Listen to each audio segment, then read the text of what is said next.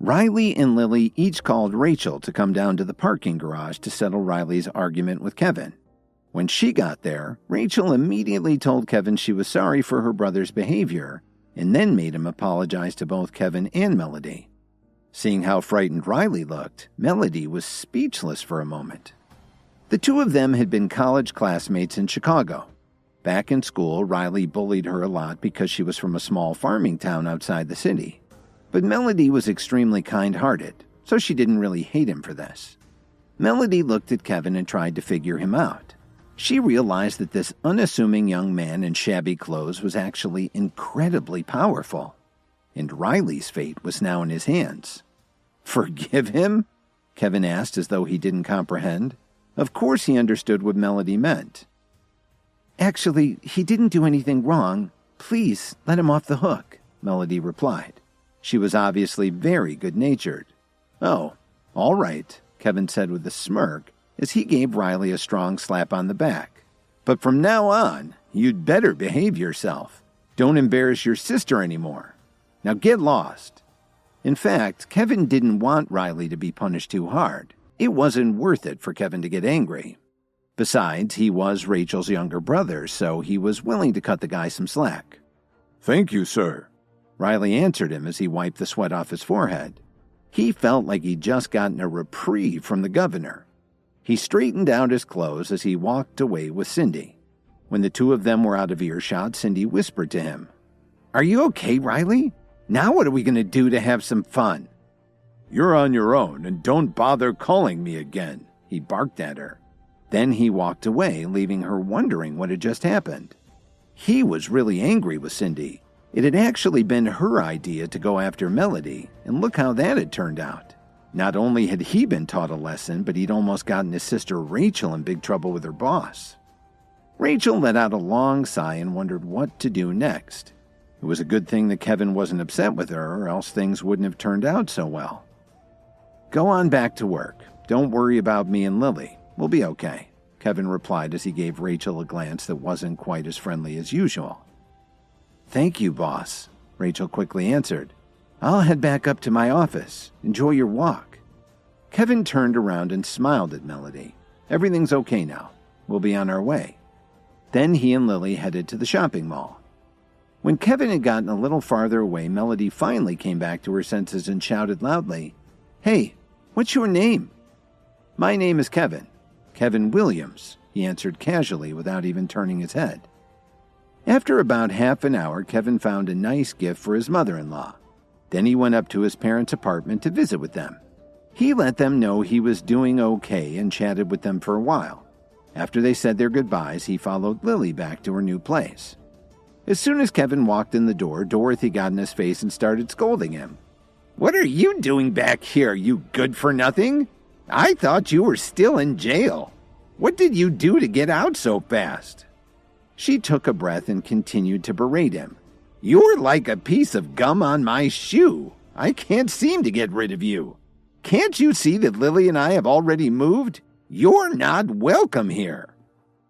Kevin was already used to being treated like this, so it just rolled off his back. Lily tried to calm her mother down and pleaded with her. "Mom, please don't talk about Kevin like that anymore. I was the one who found him and asked him to come back home with me." She was really afraid. It hadn't been easy for her to beg Kevin to agree to come back with her. What would happen if her mother made him leave again? "What did you just say? I must not have heard you right," Dorothy said in disbelief. "Are you sick or something?" "Mom, I'm very clear-headed now. Don't forget that Kevin is my husband. Now that he's been released, of course I'll take him back," Lily answered her mother very naturally. "What did I ever do to deserve such an unreasonable daughter? Just look at this freeloader. Is he that pleasing to you? Do you think he's some kind of treasure?" Dorothy shrieked louder and louder. Kevin scratched his head awkwardly and made a peace offering. "Mom, I brought you something." But Dorothy interrupted Kevin before he could finish what he was saying. She was so angry that her upper lip was quivering. "I don't want anything from you. Get out of here this instant and don't ever show your face here again. And you," she turned to Lily and squawked, "I want you to go and get your divorce papers tomorrow. From now on, this bum won't be allowed to step foot in my house." "Mom, what are you talking about? How could I ever divorce Kevin?" Lily answered quickly, even before her husband could speak. "Lily, are you on drugs or something?" Dorothy shouted as she tried to catch her breath. "Just open your eyes and take a good look at him. What does he have that's so special? Didn't you tell me that Nolan Hill was a good catch? You went out to dinner with him, but what happened then? He's got to be better than this deadbeat." When she heard Dorothy mention Nolan Hill, Lily got really nervous. She looked over at Kevin to see how he would react.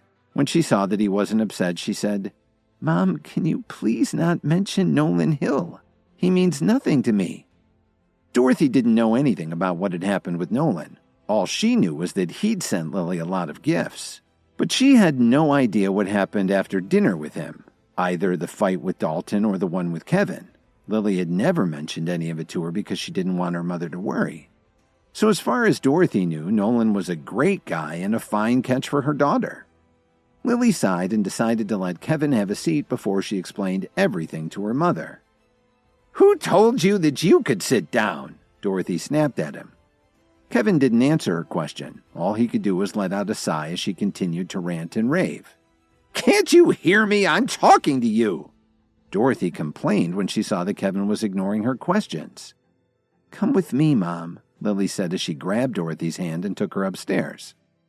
Kevin sat patiently on the sofa and looked around the room. He had to admit that the place looked really nice. It was definitely worth the price. After about 10 minutes, Kevin got up and walked into the kitchen. He figured that as long as he had gotten back together with Lily, his anger would eventually fade away. And if the two of them were going to live together again, he should be a little more disciplined and do some of the cooking. He didn't want Dorothy to have anything to complain about. As he looked around the kitchen, he noticed a very nice porcelain mixing bowl. This would be much better for making herbal pills than cookies. It's big enough to make a huge batch, Kevin thought to himself. He opened the refrigerator door and took a look inside. The rest of the kitchen was well appointed too. Everything was Sub-Zero and Viking. Not bad. Once he'd had a good look around, Kevin took out the secret guide that the director had given him to prepare for his mission at the school. There were a lot of very talented people at the school for the healing arts. Because Kevin had absolutely no experience in undercover work, he was afraid that he might be discovered before he had a chance to carry out his plan, and it would be very difficult to escape from such skilled people. So Kevin figured it was time to put some more effort into his preparation for his mission. After reading the first few paragraphs, Kevin got very interested in what he found in the book. He started reading it aloud. Robbery is a question of good versus evil. Some people only care about themselves, so their evil deeds don't end well. Others think they're robbing the rich to give to the poor to bring justice to the world. What's this about? Aren't they just thieves? This book makes it all sound too simple, Kevin thought to himself. But the more he read, the more shocked he became. The book discussed theft as something carried out by both individuals and gangs. It also explained specific types of crimes. The tools mentioned in the guide ranged from blades to tweezers, but what they recommended was not using any mechanical devices at all. According to the book, your body was the best tool you could use. For example, you could simply use your fingers with a light touch. Kevin wondered if that's what pickpockets did. Other tips in the book sounded more like a magician's sleight of hand. Kevin had mixed emotions about what he was reading. He wondered what kind of people had written the book. After a while, he decided to go through the cabinets and whip up a meal for Lily and her mother. Luckily, the place was well stocked. When Dorothy and Lily came back downstairs again, Kevin enthusiastically brought out the meal that he'd prepared for them. Although Kevin didn't know what the two of them had been talking about, he could see that Dorothy looked a lot better now. After they finished eating, they went back to their rooms. The next morning, Lily patted Kevin gently on the cheek and cooed. "You really should get up soon. Otherwise, we'll be late for class." When he heard the word late, Kevin leapt out of bed, startling Lily. "Quick, put on your makeup," he exclaimed. "I'll go wash my face and brush my teeth right away." While Kevin was saying this, he quickly put on his clothes and rushed to the bathroom. He was deathly afraid of disappointing Professor Murdoch. He'd already run laps on his first day of school. If he was late today, who knew what kind of punishment he'd get? "Your breakfast is on the table. Go ahead and eat it while I put on my makeup," Lily declared as she picked up her mascara. Kevin almost swallowed his toothpaste when he heard her. He and Lily had been married for a long time, but this was the first time he remembered her having such a pleasant attitude. Sometimes Lily had been a little frosty with him, but now she'd suddenly become more gentle, and he wasn't used to it. They lucked out and didn't hit much heavy traffic on the way to campus. Kevin stepped into the classroom just before the bell rang. "Hey, why isn't Dalton here yet? Did he oversleep?" Kevin wondered as he headed to his seat. Professor Murdoch walked in with all her teaching materials and settled in at the podium. She was scheduled to teach them for the entire day, and the first topic was human anatomy. Because they were studying the preparation of medicinal herbs, she focused on the digestive system and the immune system. The professor tried to show how everything was affected by the natural remedies that they would learn about. Although her lecture was very serious and vivid, a lot of students weren't listening very attentively. Some of them just thought it would be fun to go back to school and hang out, and they weren't really interested in studying.